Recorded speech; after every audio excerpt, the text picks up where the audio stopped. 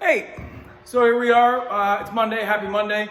We decided today we're just going to keep building on what we're doing. The last time we were in, we did a lot where we were working a hold over, working that hold, or we were working the idea of the hammerlock and lacing through and grabbing and twisting it down. Stuff that's a little bit more legitimate.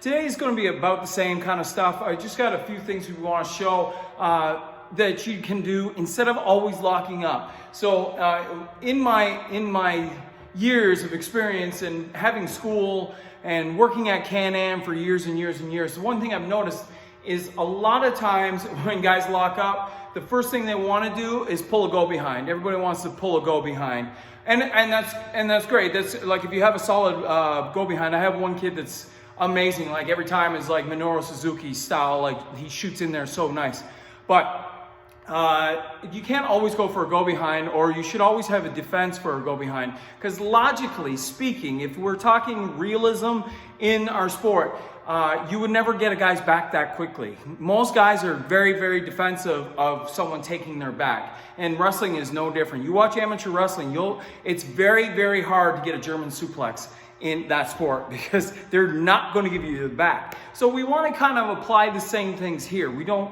want to overemphasize like how easy it is to get a go behind. If someone's trying to get a go behind on me, unless it's something that we're working into, I'm not going to let them just spring one out of the blue. I will guard against it usually just to keep it a little bit more fresh, because a lot of guys just, oh, there we go behind. It just takes away a whole lot of the drama and dynamic of what wrestling should be. The threat of being behind a guy should be an actual threat, guys. So today we're going to do two things where we, instead of locking up, as we go into the lockup, you can pop a hold. And so we're going to continue with this for a little while because I'm loving it's so close and we're tight in. So I'm liking this this kind of a challenge that we have to work on top a little bit more. So me and Ethan are going to show you. So as you come in for a lockup, the first thing we're going to do is a top wrist lock. So when Ethan comes in to go for a top wrist lock, instead of going for that normal solid lockup, what we're going to do is instead of that elbow hand grabbing on, so the collar elbow, instead of that elbow hand going to the elbow, what we're going to do is bring the forearm across his wrist. So we're going to try to catch the wrist. At the same time, we're going to try to catch the bicep with our left hand. So as he comes in and comes to lock up, boom. The idea is we're going to catch at the bicep, boom, right here, and forearm is on the wrist. So as he comes in, we can pop up now, and then into our top wrist lock. Of course, our right leg is ahead, lunged ahead. His right leg should be ahead to keep his balance, and it should be up on the shoulder. So if you have a top wrist lock, it shouldn't be down here into your chest. It should be up on that shoulder, because that is where we're trying to get the pressure to move. We're trying to move him either down or into a submission type deal. So one more time, we'll go over one more. So as we come in, boom. Instead of going for that lockup, it looks like a lockup. As we come on, bicep, forearm, and boom.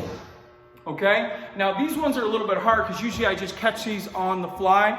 Guys don't really get the chance to really guard against it. I don't tell them, I don't call it. I just go for a top wrist lock. A lot of times when a guy is a stiff that's working with you, I'll show you how to kind of counterbalance that. So as a guy comes in and you lock out, bang, you hit it, and say he's solid here, the best way to break that down is you're at the joint already. It's broken here. So all you have to do is turn inwards. So turn in towards him. So push that arm in towards him and then circle around. Is what is wrestling, but nothing but circles. It's half circles and circles. The more you spin, you either turn out of pressure or turn with pressure.